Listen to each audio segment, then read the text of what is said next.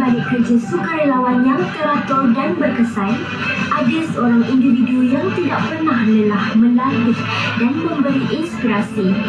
Siapakah dia? Dengan respon kondisi yang tidak untuk kita ubah mental kita. Seorang mentor, seorang pemimpin. Dia membimbing setiap sukarelawan dengan penuh dedikasi. Melatih sukarelawan bukan tugas mudah, tetapi baginya, ini adalah misi hidupnya.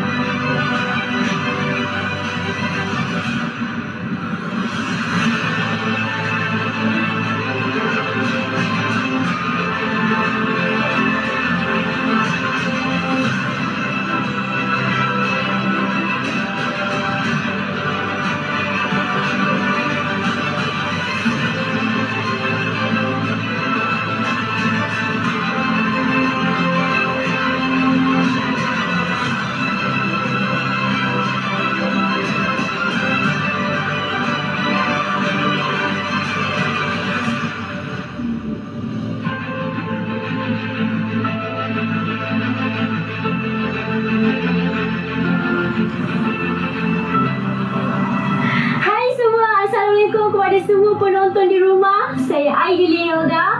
Sekarang ni saya berada di tempat yang sangat-sangat istimewa, iaitu saya sedang berada di Bandar Maharani, Bandar Diraja, Negeri Johor Darul Ta'zim.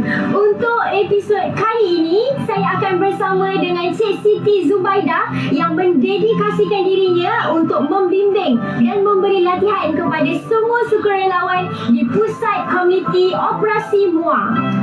Mari kita saksikan semangat dan keberanian mereka walaupun tanpa seragam tetapi penuh dengan inspirasi.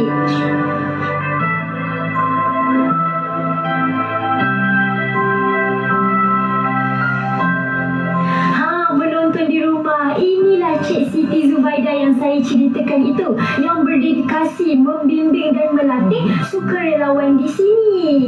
Macam yang anda tengok sekarang ni, wah, banyaknya aktiviti-aktiviti yang bakal diorang lakukan. Boleh ke ceritakan sedikit tentang aktiviti-aktiviti di sini? Okey, kalau apa yang Cik Ala tengok dan dituliskan ni antaranya untuk bulan Ramadan saja. Bulan Ramadan saja kan, kita ada buat agihan bubur lambuk, masak bubur lambuk, kita agihkan bantuan ke rumah warga emas, ke rumah anak-anak yatim, dan kita pun lepas ni kita akan adakan program masak bubur lambuk, akan bersama dengan saudara-saudara kita juga di kejap lagi, dan akan bersama juga dengan saya sendiri untuk sesi taklimat kepada volunteer-volunteer kita. Selain daripada tu, kita juga ada program-program yang dinamakan modul Kompas Bandar, bagaimana kita nak melatih sukarelawan untuk survive. Okey, pertamanya kita kena tahu yang belia ataupun orang muda ni perlukan keyakinan diri. Tak ramai orang muda sekarang tak ada keyakinan diri tu pun. Ya. Dan selain daripada tu, untuk dia orang boleh belajar untuk komunikasi dengan stranger, dengan orang dan sebagainya. Dan daripada situ, daripada latihan yang kita bagi, banyak kita memberi dia orang supaya dia orang boleh develop diri dia orang sendiri, berasa yakin dengan orang. Setiap latihan dirancang dengan teliti, memastikan setiap sukarelawan bersedia untuk menghadapi situasi sebenar. Okay, kalau ikut perkenalan saya dengan Cik Siti Zubaidah ni, hampir 7 hingga 8 tahun lah mengenali beliau. Apa yang saya mengenali dari segi perwatakan dia, beliau merupakan seorang yang tegas lah, dan tidak pernah kedekut ilmu untuk memberikan ilmu-ilmu yang dia ada dalam sepanjang dia menceburi dalam bidang sukarelawan kepada saya sendiri. Saya berkenalan dengan Kak Abed ni bermula daripada program saya yang pertama melalui Southern Volunteer, iaitu program perkemahan Kompas Bandar.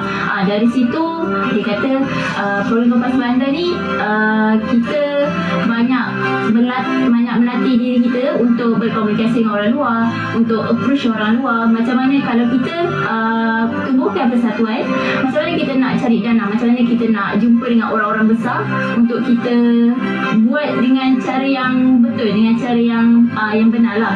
Bagi saya, Kak Ben ni seorang yang tak kedekut pada ilmu yang dia ada.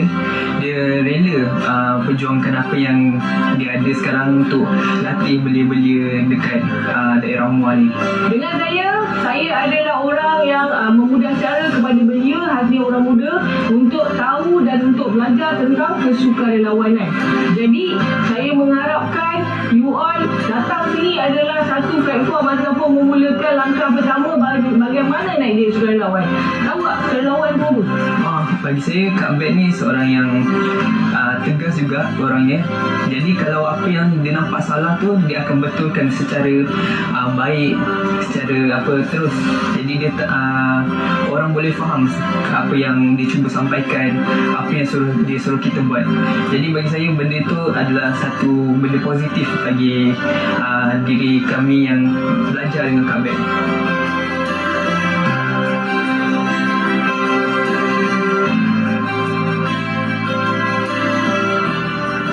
Saya adalah anak ke-8 daripada 8 adik-beradik, anak bungsu, dan saya dibesarkan oleh keluarga yang sederhana. Mak saya seorang penjual karipap dan saya berada dalam keluarga yang orang kata bukan susah tapi seadanya, alhamdulillah syukur. Saya meletakkan dunia kesukarelawan ni ubah hidup saya untuk saya lebih mendapat sesuatu ilmu. Daripada pengalaman itulah yang sekarang saya di sini. Bila saya bekerja dalam dunia kesukarelaan dan relate pula, berkaitan pula dengan saya punya kerja hakiki, dia jadi kerja saya lagi seronok. Tapi kalau kita nak bercakap tentang Sultan Volunteer, dia bermula daripada tahun 2020. Tetapi sebelum itu kesinambungan dia adalah melalui Sukarelawan Darul Takzim. Program ni ataupun sukarelawan ni diinisiatifkan oleh Kerajaan Negeri Johor lah.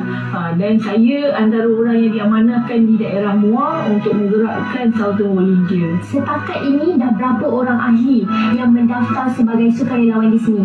Kalau ikutkan untuk daerah Muar ni, kita ada lebih daripada 3,000 yang daftar. Lebih kan. Namun begitu, ayah kita tahu nak jadi volunteer ni perkara pertama suka dan rela. Bila suka dan rela, saya tak boleh paksa dia orang. Esok awak mesti join program, tak boleh.